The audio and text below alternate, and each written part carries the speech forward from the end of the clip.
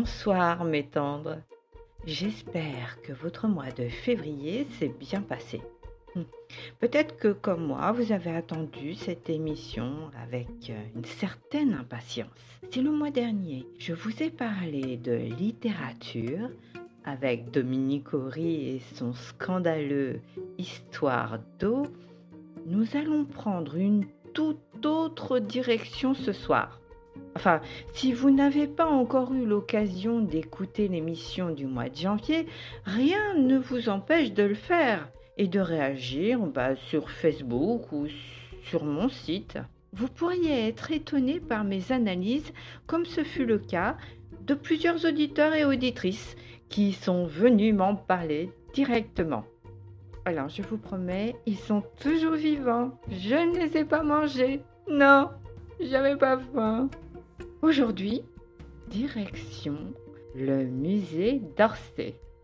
Oui, c'est l'un de mes musées préférés.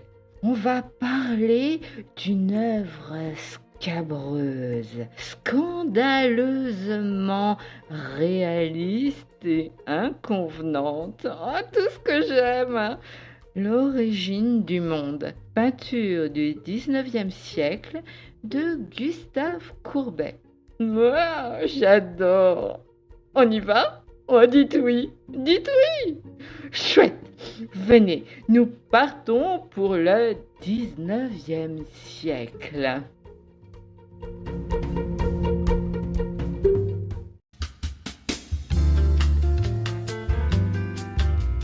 Bonsoir mes tendres, c'est Alvie pour Baiser Cannelle. Je vous attendais. Allons-y.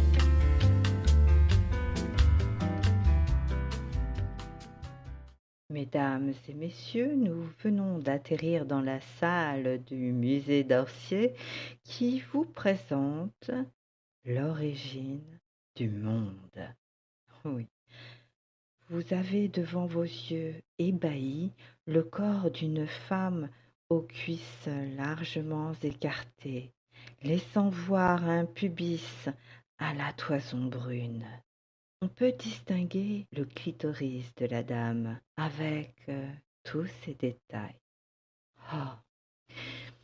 Et dire que cette œuvre fut longtemps cachée, car considérée par certains comme pornographique. Et oui, Monsieur Gustave Courbet n'a pas été avare de détails, et je suis admirative devant le travail qui rend cette peau si translucide et si délicate. On aimerait y poser la main pour en éprouver la douceur et voire même en éprouver la chaleur.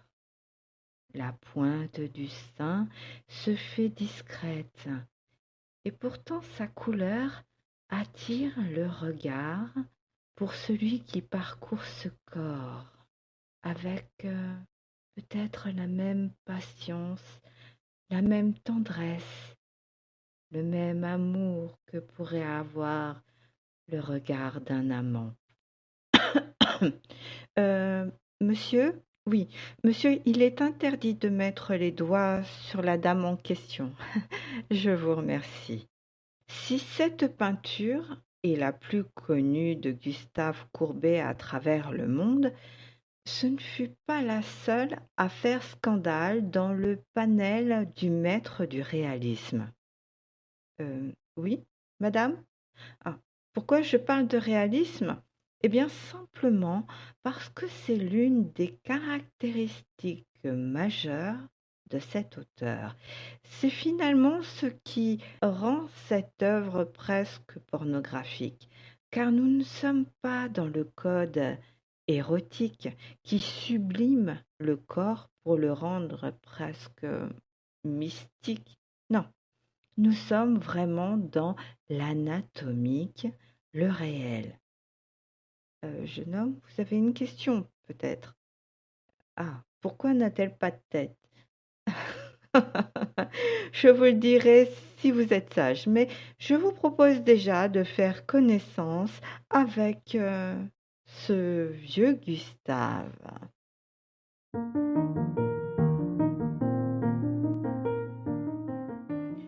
Gustave? Oui, non, excuse-moi, je voulais pas dire vieux, mais tu comprends, ça fait tellement longtemps que t'es décédé que, vieux, c'est presque normal, quoi. Bon, alors, messieurs, dames, Gustave Courbet est né dans la ville d'Ornans, en Franche-Comté, en 1819. Tu vois, Gustave, ce que je te disais, c'est pas un manque de respect, quoi, c'est la vérité. C'est l'aîné de 4 enfants, dont il est le seul garçon. Enlève ce sourire de ton visage, s'il te plaît. Sa famille est aisée et très unie. Cette affection est assumée par le peintre qui va faire des portraits de ses sœurs et intégrer les membres de sa famille dans bon nombre de ses tableaux. Ils feront partie du paysage, si je puis dire. À 14 ans, oui, hein, c'est ça? Oui. Non, mais tu me dis si je me trompe, hein. Donc, à 14 ans, il est initié à la peinture par le père Claude-Antoine Beau, professeur qui a l'habitude d'amener ses élèves peindre en pleine nature. Oui, c'est peut-être là que tu t'es laissé porter sans vraiment t'en rendre compte vers le réalisme, non? Tu crois pas? Oui, enfin bon. Il aime sa région et il la montre le plus précisément possible. Si à l'âge de 20 ans, il se rend à Paris pour entrer en faculté de droit, comme le souhaitait son père, très rapidement, il se détournera de cette voie. Oui, mademoiselle, je vous écoute. Je crois qu'il sera d'accord avec moi. Oui, je suis d'accord avec vous. Il faut croire qu'il fallait devenir avocat ou médecin lorsqu'on était bien né à cette époque. Bon, après, Gustave n'était apparemment pas du genre à faire ce qu'il ne voulait pas, comme le montrera d'ailleurs son parcours de vie. Il va réaliser des copies d'œuvres de maîtres, telles... tu me dis si je me trompe, je ne sais plus. Je crois que c'est Eugène Delacroix. Ah, tu vois, Eugène Delacroix et Jean-Auguste Dominique Ingres, qui sont des maîtres dans un style plutôt romantique. Il va les étudier et les découvrir dans un autre célèbre musée qui n'est autre que le Louvre. Autodidacte, il apprend beaucoup de ses reproductions. La peinture, la littérature, la politique sont souvent intimement liées. L'homme va nouer des amitiés avec des personnes influentes dans le monde artistique, ayant aussi des idées progressistes. Il sera mis en avant par le critique d'art Champfleury et ami avec le poète Charles Baudelaire. Champfleury fait partie de ceux qui souhaitent faire évoluer l'art vers ce qu'il appelle le réalisme. Gustave, à cette époque, n'est pas acteur de ce mouvement. Tu me diras si je dis n'importe quoi. Non? Bon, alors c'est ça. Il reste encore dans un style très romantique. Non, mademoiselle, il ne peignait pas de petites licornes accompagnées d'angelots et de petits cœurs. C'était pas vraiment le style. Le romantisme en peinture est du même genre qu'en littérature. On vous raconte une histoire, une épopée, où on met en avant la vertu, les nobles sentiments, le patriotisme et les héros. Eh bien, lorsque vous lisez Chateaubriand, Balzac ou Baudelaire, tiens, on parlait de lui tout à l'heure, vous lisez des romantiques. Pour les tableaux, même obligation du genre. Sauf que Courbet, lentement, il s'en éloigne, lui. C'est un homme de conviction qui aime la franchise, qu'elle soit intellectuelle ou artistique. C'est pas pour rien si son fantôme est avec nous. En 1844, Courbet est enfin admis à l'exposition annuelle officielle de l'Académie des Beaux-Arts. Mais fais pas cette grimace, hein, tu l'as fait, quoi. Et en 1848, il y présentera 10 nouvelles œuvres. Il faudra attendre l'année suivante pour qu'il obtienne une médaille. La reconnaissance publique lui est acquise. Le milieu artistique l'accepte enfin. Alors, ça semble sympa comme ça.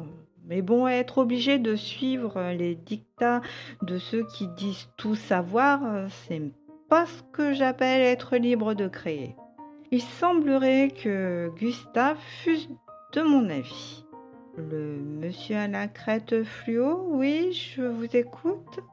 Un rebelle. Ouais, on pourrait dire ça. En fait, pour lui, il était important de montrer ce qu'il voyait dans toute, on y revient, dans toute sa réalité. C'était un républicain à l'époque. Il veut exposer ce qu'on appelle encore aujourd'hui la réalité sociale. Le monde tel qu'il est, sans concession, avec beaucoup de sobriété qu'on retrouve dans ses toiles. Ah, d'accord, je vous l'accorde.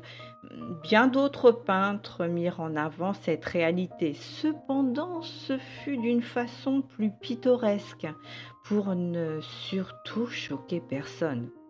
Lui, il va travailler une certaine austérité. Et là où on ne faisait que du petit format, lui utilisera de grands formats que l'on codifie pour le biblique, les scènes historiques. Il y mettra le commun des mortels, qu'il va représenter avec une vraie présence et une dignité que l'on octroyait qu'aux héros historiques. On lui refusa d'exposer certains de ses tableaux car il allait à l'encontre de la tradition. D'ailleurs, il fit le pavillon du réalisme pour exposer certaines de ses œuvres. Comme quoi c'était un homme qui connut très vite le scandale par le fait de vouloir du vrai, ce qui n'empêchait pas de peindre la nature avec une certaine sensibilité, un certain romantisme.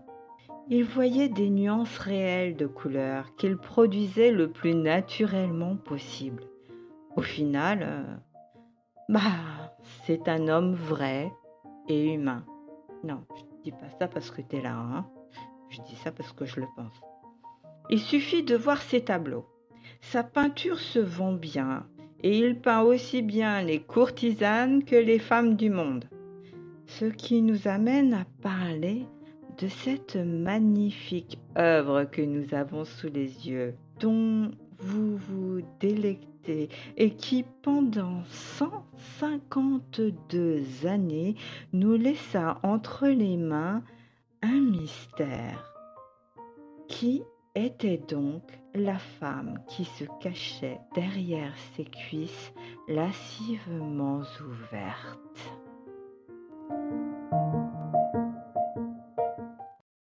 Vous n'imaginez pas combien j'aime ce tableau. J'envie le talent que possédait ce virtuose de Gustave. La taille du tableau n'a rien d'extravagante. Elle ne fait que 46 cm sur 55. Je reste toujours ébahie par la beauté du modèle, la simplicité de la pose et la palette de couleurs utilisée. Tout est dans le détail. Une peinture réaliste ou pornographique selon certains. On n'est pas là pour sublimer, quoique. Ah, fais pas cette tête, hein. C'est vrai quoi, c'est quand même sublime. On est dans la représentation d'un sexe féminin. Cette toile fut commandée par le collectionneur turco-égyptien Khalil Bey, qui l'exposait derrière un rideau vert en 1866. Il fut aussi l'acquisition d'un baron hongrois, puis le psychanalyste Jean Lacan qui le dissimulait derrière un paysage à double lecture du surréaliste André Masson. Il ne fut finalement jamais exposé jusqu'en 1995 où il fit son entrée ici dans le musée d'Orsay. Je ne peux pas vous expliquer ce qui gêne vraiment dans cette œuvre. C'est une question de ressenti, me semble-t-il, comme très souvent dans l'art. Sans doute qu'il montre avec réalisme ce que l'on passe son temps à dissimuler ou à imager. Regardez encore aujourd'hui, même les féministes utilisent une image poétique pour montrer une vulve. Courbet, lui, a simplement peint un sexe de femme de façon anatomique. Pas de vulgarité, pas d'embellissement. On ne voit qu'un sexe et un sein, pas le moindre visage. Je vois que vous rougissez, madame. Ne riez pas. Je suis certaine que parmi vous, certains sont tout aussi gênés. Lorsque l'on admire cette œuvre, on ne peut pas s'en détacher. On voit ce que nous sommes, mesdames, et ce que vous convoitez, messieurs, avec clarté. Nous devenons presque, malgré nous, des voyeurs. Je suis toujours étonnée de constater la gêne que cela entraîne. Ce n'est qu'un sexe, que diable, rien d'exceptionnel. C'est ce qui était sans doute demandé par son commanditaire, d'ailleurs. Hein? Tu le diras pas? Bon, bah tant pis. Bon. Alors, de quoi? Vous dites, monsieur, qu'il manque une partie du tableau? Ah, je vais vous confier un secret. En 2013, certains pensaient avoir trouvé la seconde partie de ce tableau, avec la représentation du visage d'une personne qui semblait être Jeanne Tourbet. Il y a eu 1000 expertises, et je crains de devoir vous dire que ce n'est pas un morceau de cette toile. Il est en son entier, avec cette magie qui l'entoure, ce mystère qui l'habille. Il fut caché, dissimulé, perdu, dévoilé quelquefois, pour finalement être remis à l'état qui le fera entrer au musée d'Orsay. Nos yeux voyagent sur cette peau, notre langue glisse sur nos lèvres devant ce petit bouton de chair qui darde humblement. Réalisme, pornographique, et pourtant si touchant. Cette toile est l'abandon dans le plaisir. On souhaiterait voir si la jouissance ou le désir se lit sur le visage que l'on nous interdit d'admirer. Pourtant, oui, pourtant derrière ce corps, il existe bien un visage, et contre toute attente, c'est grâce à Alexandre Dumas que l'on a pu enfin savoir qui était l'origine du monde. Au fait, Gustave, il faudrait que tu me dises pourquoi Alexandre Dumas t'aimait pas. Enfin, il fallut 152 ans pour découvrir ce que tout le monde savait à l'époque. Oui, oui, vous semblez tous très étonnés, mais sachez qu'un chercheur en 2018 eut la réponse sur cette œuvre alors qu'il étudiait la correspondance entre Alexandre Dumas fils et George Sand. Plusieurs noms avaient été donnés, dont Jeanne Tourbet, qui fut l'une des maîtresses du commanditaire de l'œuvre. On la retrouve d'ailleurs dans la toile qui était soi-disant la seconde partie du tableau, comme je vous le disais tout à l'heure. C'est son visage qui est représenté. C'est donc Claude Schopp, docteur ès lettres et spécialiste d'Alexandre Dumas fils, qui se pose des questions sur une phrase écrite au sujet de Courbet. Ouais, il t'aimait vraiment pas, hein. On ne peint pas de son pinceau le plus délicat et le plus sonore l'interview de mademoiselle Queignaud de l'Opéra. Vous en conviendrez, ça ne veut rien dire, sauf qu'après vérification à la BNF, le mot inscrit n'était pas interview, mais intérieur. Vous voyez où je veux en venir? Eh ben, c'est cette ancienne danseuse de l'Opéra de Paris qui fut la maîtresse de Khalil Bey, le diplomate qui commanda le tableau, qui est derrière l'origine du monde. À la mort de Constance Queignaud en 1908, on découvrit, lors de la vente de succession, un tableau de Courbet représentant des camélias rouges et blancs, fleurs vouées aux courtisanes depuis Dumas fils. Et au centre de ce bouquet, une plante grasse qui montre une profonde corolle rouge, épanouie et ouverte. On peut supposer que les deux tableaux étaient liés à la dame. Sylvie Aubenas, directrice du département des estampes et de la photographie de la Bibliothèque nationale de France, a la certitude à 99% que le modèle de l'origine du monde est bien Constance Queignaud. Cependant, 99%, cela me laisse 1% qui me permet de dire que rien n'est moins sûr. Ouais. Pourquoi? Vous avez raison de me poser cette question, jeune homme. Observez et admirez ce sexe si divinement peint. Ressentez cette émotion qui naît au creux de votre ventre, à l'envie de voir plus loin. Non pas les lèvres que l'on devine, mais bien l'expression qui pourrait vous subjuguer d'un regard voilé par le plaisir. Dites-moi, qui voyez-vous finalement? Et avez-vous vraiment besoin de connaître l'identité de celle qui posa? C'est aussi ça, la magie de Courbet, une simplicité désarmante de réalisme. Merci Gustave pour nous avoir accompagnés pendant la visite. Mais maintenant, on doit repartir. On n'a plus beaucoup de temps. Allez, à la prochaine.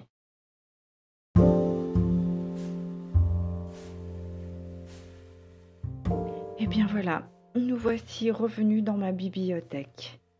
Si Courbet ne fut pas apprécié de tous, s'il n'eut pas de chance en politique, il fut un des maîtres incontestés du réalisme. Cela convenait sans doute le mieux à son besoin de franchise et de vérité, comme vous l'avez constaté. Il est décédé en Suisse en 1877. Sa vie politique eut malheureusement raison de lui et il fit même de la prison injustement et dut s'exiler en Suisse. Il m'aurait fallu des heures et des heures pour tout vous dire sur sa vie, tant c'est passionnant. J'espère malgré tout que vous avez apprécié ce moment de découverte et de partage. Il n'est jamais simple d'animer ce genre de voyage, même s'il m'a beaucoup aidé, et qui bien souvent ennuie la plupart des gens. La peinture est un art qui me passionne plus encore lorsqu'elle se fait friponne de façon accidentelle ou non. Le mois prochain, nous reviendrons vers la littérature érotique avec une autrice contemporaine cette fois-ci, Jessica Lombard. Il se trouve qu'elle fait partie des rares que je lis dans ce style. Loin d'être une adepte de la littérature BDSM qui m'ennuie et m'exaspère au plus haut point, elle a su m'intriguer par son écriture très psychologique, voire presque philosophique. Cette fois-ci, je vais pouvoir discuter avec la créatrice, un mode un peu différent de ce que je vous présente habituellement. Ce sera tranquille, sympa, sans chichi, une conversation autour d'un café pour connaître les goûts artistiques de cette autrice à la plume prolifique. Il nous faut nous séparer, ce que je fais avec regret, prenant de plus en plus de plaisir à nos partages. Vous pouvez écouter les autres émissions sur Encore, Spotify, Google, Apple et même sur la Freebox, c'est pour vous dire, je suis devenue célèbre. Enregistrez vos questions si vous en avez pour Jessica. Je ferai un tri s'il y en a trop.